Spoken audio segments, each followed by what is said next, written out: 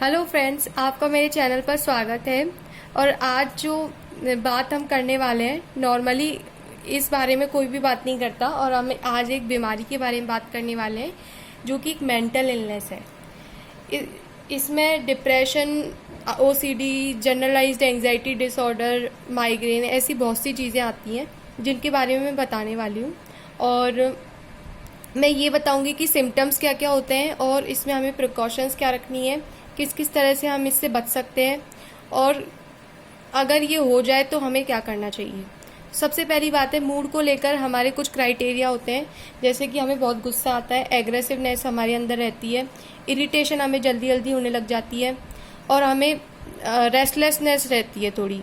Emotional wellbeing को लेकर है कि हमारा मन खाली खाली उदास महसूस होता है, और बिहेवियर को लेकर जैसे हमारा किसी भी काम में मन नहीं लगता, हम किसी भी जो हमारी फेवरेट चीज़ें होती हैं उनमें भी हमें अच्छा फील नहीं करते, हमेशा थका हुआ महसूस करते हैं, सुसाइड के थॉट्स हमें आते हैं, और हम बहुत ज़्यादा ड्रिंक करने लग जाते हैं या ड्रग्स का यूज़ करने लग जाते हैं।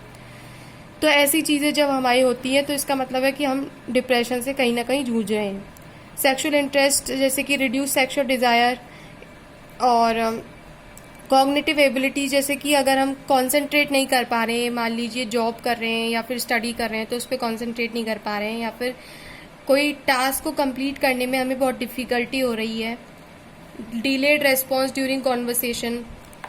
स्लीप पैटर्न्स में भी कुछ चेंजेस देखने को मिल सकते हैं, जैसे कि नींद अगर नहीं आ रही है, या फिर हमारे जो नींद है वो अच्छी नींद नहीं आ रही है, रेस्टलेस स्लीप हो रही है, या फिर बहुत ही ज़्यादा नींद आ रही है, हम बस सोते ही जा रहे हैं और पूरी रात नहीं सो रहे, पूरे दिन सो रहे हैं, इस तरह से हो रहा है, तो वो भी डिप्रेशन की निशानी हो सकती है।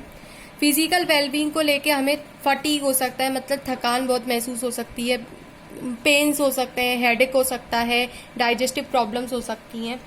तो ये सारी चीज़ें, अगर इनमें से कुछ चीज़ें आपके हो रही हैं या फिर आपके किसी करीबी के हो रही हैं, तो ये हम मान सकते हैं कि आपको डिप्रेशन जैसी कोई प्रॉब्लम हो गई है। तो ऐसे केसेस में ये क्यों होता है, कॉमन कॉजेज क्या हैं डिप्रेशन के, वो ये है कि अगर हमारी फैमिली में किसी के ऑलरेडी डिप्रेशन होता है तब भी डिप्रेशन बच्चे के भी हो सकता है। और अर्ली चाइल्डहुड ट्रॉमा, कोई बचपन में कुछ ऐसी घटना घट गई जिसकी वजह से बच्चा ट्रॉमा में चला गया, तो उस केस में भी डिप्रेशन हो सकता है। ब्रेन स्ट्रक्चर कुछ इस तरह से बना हुआ है, या फिर उनके कोई प्रॉब्लम क्रिएट हो गई, केमिकल लोचा हो गया, कोई मेडिकल कंडीशंस, या फिर ड्रग का यूज़ करने से भी डिप्रेशन हो सकता है।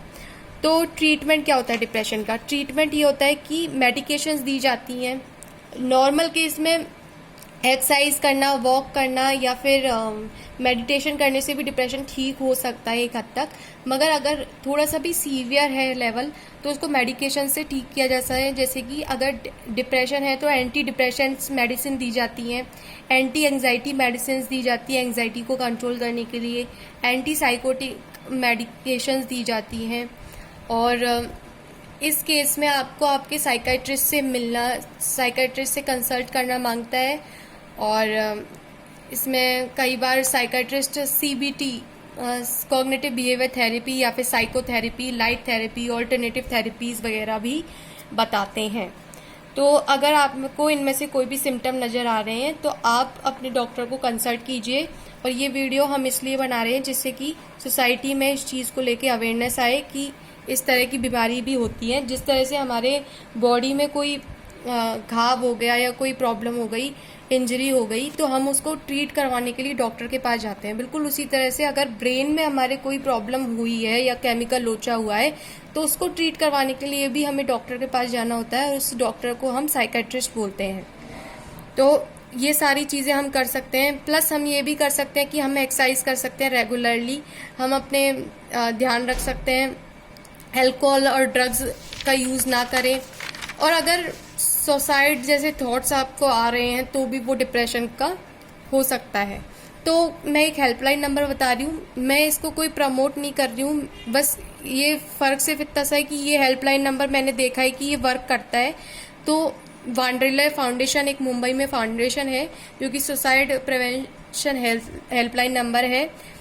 इस पे आप कॉल करके अपनी क्वेरी को, अपनी बात को बता सकते हैं, और साइकोलॉजिस्ट इस पे बात करेगी तो वो आपको थोड़ा सा गाइड भी कर देगी, आपकी प्रॉब्लम्स को कोशिश करेगी कि सॉल्व कर पाए। फिर होती है एक generalize anxiety disorder. Generalize anxiety disorder में हमेशा क्या होता है कि लगातार वरिंग करने की सिचुएशन रहती है, एंजाइटी हमेशा चिंता बनी रहती है, हमेशा हम चीज़ों को लेकर बहुत ज़्यादा सोचने लग जाते हैं, उनके पॉसिबल सॉल्यूशंस के बारे में हम बहुत ज़्यादा सोचने लग जाते हैं, और जो भी हम सोचते हैं वो हमेशा नेगेटिव सोचते हैं। सिचुएशंस को परसीव करना एंड इवेंट्स एज थ्रेटनिंग, वो डरावने हमें लगते हैं, और जब वो नहीं होते इवन तब भी हमें वो डरावने लगते हैं, हम बहुत नेगेटिव हो जाते हैं। डिफ़िकल्टी हैंडलिंग अनसर्टेनिटी, अनसर्टेनिटी को हैंडल करने की हमें बहुत डिफ़िकल्टी महसूस होती है, हम डिसीज़न नहीं ले पाते या फिर रॉन्ग डिसीज़न ले, इस चीज़ का हमें बहुत डर रहता है। अगर कोई भी चिंता है तो हम उसको लेट गो नहीं कर पाते हैं, उससे डील नहीं कर पाते हैं। ऐसे केसेस में BGAD देखा गया है। कॉन्सेंट्रेट करने में जब भी हमको दिक्कत आती है तो वो भी जनरलाइज एंजाइटी डिसऑर्डर का ही एक पार्ट है। ये सिम्टम्स है कि आपको जनरलाइज एंजाइटी डिसऑर्डर है। फिजिकल साइन कुछ इस तरह से हो सकते हैं कि हमें थकान महसूस हो सकती है, हो सकता है कि हमें स्लीपिंग, सोने में दिक्कत महसूस हो रही हो, मसल टेंशन हो, या ट्विची फील हो रहा हो, नर्वसनेस हो, या स्वेटिंग बहुत आती है, इरिटेबिलिटी महसूस होती है, हमेशा इरिटेशन रहती है। तो ये चीज़ जनरलाइज एंजाइटी डिसऑर्डर के सिम्टम्स हैं, physical signs and as well as mental signs. अब इसको हम किस तरह से प्रिवेंट कर सकते हैं, कैसे रोक सकते हैं, यह है कि सबसे पहले जल्दी हेल्प ली जाए इसके लिए, और एक जर्नल मेंटेन किया जाए, जिससे कि हम थोड़ा प्लान्ड वे में अगर हम लाइफ को अप्रोच करेंगे तो हम ज़्यादा बेटर अपने मेंटल हेल्थ को अच्छा रख पाएंगे। अपनी लाइफ में प्रायोरिटाइज कर दें चीज़ों को कि कौन सी चीज़ मुझे पहले करनी है, कौन सी चीज़ बाद में करनी है। अनहेल्दी सब्सटेंस यूज जैसे ड्रग या अल्कोहल, स्मोकिंग वगैरह यूज़ ना करें। ओसीडी भी एक मेंटल इलनेस है। अब जब भी मैं बोलती हूँ कि मेंटल इलनेस है तो इसका ये मतलब ना निकालें कि पागलपन से रिलेटेड है।